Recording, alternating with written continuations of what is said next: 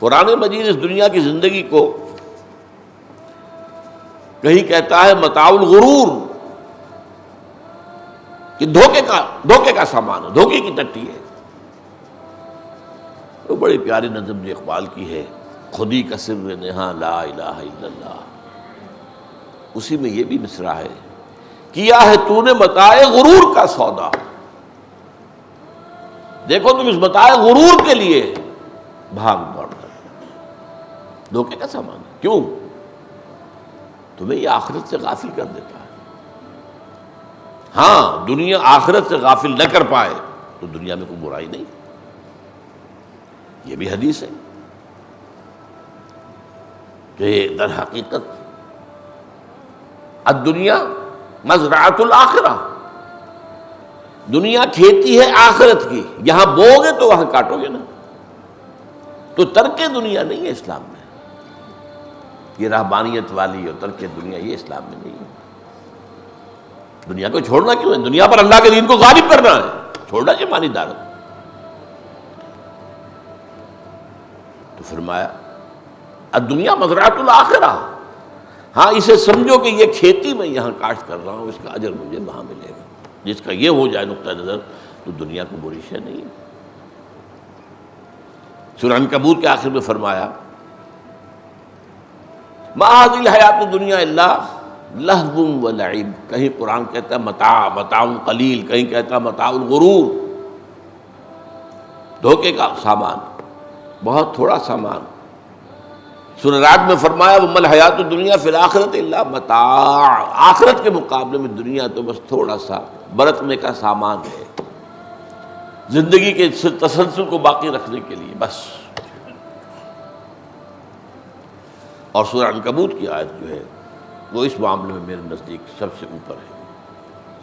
وما هذه الحیات الدنیا الا لہو و لعب، اور نہیں ہے یہ دنیا کی زندگی مگر لہو اور لعب، کھیل اور کچھ حظ نفس، لہو جسے کہتے ہیں، لعب ہے کھیل، اور لہو کے اندر کچھ نہ کچھ سینشول گریٹیفیکیشن آ جاتی ہے۔ ایک بچہ کھیل رہا ہے، اس کے کھیل کے اندر کوئی اس کی نفسانیت، کوئی شہوت، اس کا کوئی دخل نہیں ہے۔ اس سے ذرا اوپر ہو کر پھر وہاں شہوانیت کا اور وہ سبھی پیدا ہو، وہ لہو ہے، لہو و لعب۔ تو یہ دنیا کی زندگی تو سوائے لہو اور لعب کے اور کچھ نہیں۔ وَإِنَّ دَارَ الْآخِرَةَ لَهِيَ الْحَيَوَانُ، اصل زندگی آخرت کی زندگی ہے، لَوْ كَانُوا يَعْلَمُونَ، کاش کہ انہیں معلوم ہوتا ہے۔ لیکن یہ کہ تم تو در حقیقت بل تؤثرون الحیات الدنیا والآخرۃ خیر وابقیٰ، تم تو دنیا کی زندگی کو ترجیح دیتے ہو۔ یعنی اصل مسئلہ کیا ہے؟ ایک شخص ٹھیک ہے، مذہبی کام بھی کر رہا ہے، نماز روزہ بھی ہے، سوال یہ کہ اس کی زندگی کیا ثبوت دے رہی ہے؟ آخرت کو ترجیح دے رہا ہے یا دنیا کو؟ بیشتر صلاحیت دنیا کے لیے یا آخرت کے لیے؟ اگر یہ بیلنس جو ہے آخرت کے حق میں ہے تو تہنیت ہے، مبارکباد ہے، اور اگر دنیا کے حق بل تؤثرون الحیات الدنیا، ایثار کہتے ہیں کسی چیز کو دوسری پر ترجیح دینا، جو ہم اردو میں بولتے ہیں ایثار کرو، ایثار یعنی اپنے مفاد پر دوسروں کے مفاد کو مقدم رکھو، ایثار کے معنی ترجیح ہے۔ تو فرمایا بل تؤثرون الحیات الدنیا والآخرۃ خیر وابقیٰ، تمہارا اصل روگ کیا ہے، تمہاری اصل بیماری کیا ہے؟ تم دنیا کی زندگی کو ترجیح دیتے ہو، حالانکہ آخرت باقی رہنے والی بھی اور بہتر بھی ہے، بہت بہتر ہے۔ تو یہ متاع جو ہے، دنیا کا متاع کا معاملہ، بس اس سے اتنا ربط۔ ایک بڑی پیاری حدیث، قول حدیث نہیں، بعض جو لوگوں نے اس کی مثال ایک دی ہے بزرگوں نے، کہ یہ دنیا اور تمہارا معاملہ ایک کشتی کا سا ہے، کشتی سمندر میں ہے، کوئی حرج نہیں، پانی کشتی میں آ گیا تو تباہی ہے۔ تمہارے دل میں دنیا نہیں آنی چاہیے، دنیا میں رہو، برتو، ابھی جیسا کہ میں نے کہا الدنیا مزرعۃ الآخرہ، دنیا تو آخرت کی کھیتی ہے. اب جو ترک دنیا کر کے بیٹھ جائیں وہ تو کاشت کر ہی نہیں رہے، وہاں کیا کون سی فصل کاٹیں گے؟ دنیا میں رہو. بازار سے گزرا ہوں خریدار نہیں. کن فی الدنیا کانک غریب. اب یہ غریب کا لفظ بھی بڑا عجیب لفظ ہے. غریب کسے کہتے ہیں؟ اجنبی. ایک شخص عین مجمع کے اندر رہتے ہوئے غریب ہو سکتا ہے، اسے کوئی پہچانتا ہی نہ ہو، نہ وہ کسی کو جانتا ہو. کیا کریں؟ غریب ہے مجمع میں. اب یہ بھی ہوتا ہے ایک بندہ مومن ایک ایسے ماحول میں رہ رہا ہے کہ اس کے دل کو جو لگن لگی ہوئی ہے کسی کے دل میں ہے ہی نہیں. سب دنیا کے پیچھے بھاگ رہے ہیں، تو یہ اس ماحول میں اجنبی ہو جائے گا.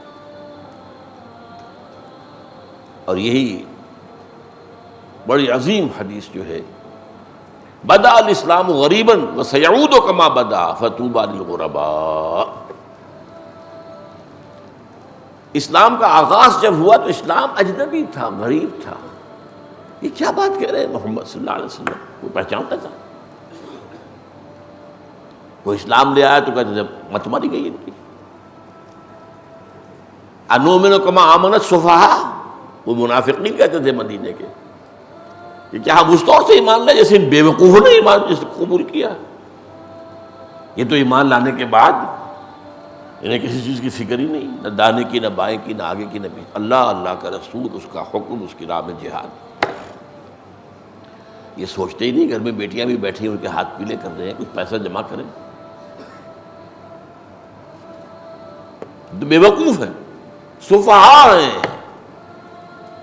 آج جنہیں آپ کہتے ہیں فینیٹکس، یہ لفظ سفہاء ہے. اور یہ بڑے فینیٹک ہیں. یہ تو بہت شدت پسند ہے، یہ تو انتہا پسند ہے. یہ سارے الفاظ اصل میں اسی لفظ کی شرح ہے.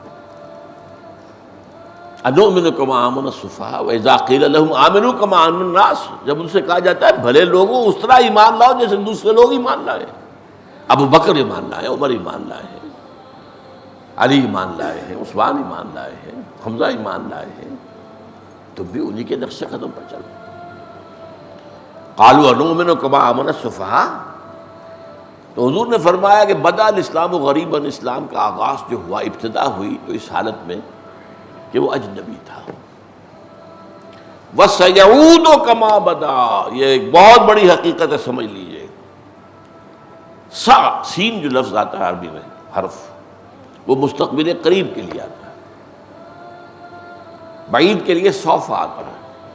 فَسَوْفَ تَعْلَمُونَ، تمہیں معلوم ہو جائے گا. ابھی تمہارے آنکھوں پہ پردے پڑے ہوئے ہیں. فَسَوْفَ تَعْلَمُونَ، ایک وقت آئے گا کہ وہ تمہاری آنکھوں کے پردے اٹھ جائیں گے، حقیقت تمہارے سامنے منکشف ہو جائے گی. وہ سوفا ہے.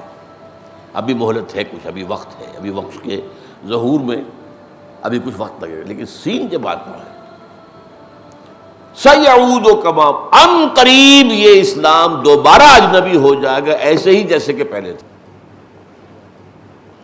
یہ بڑی عظیم تاریخی حقیقت ہے.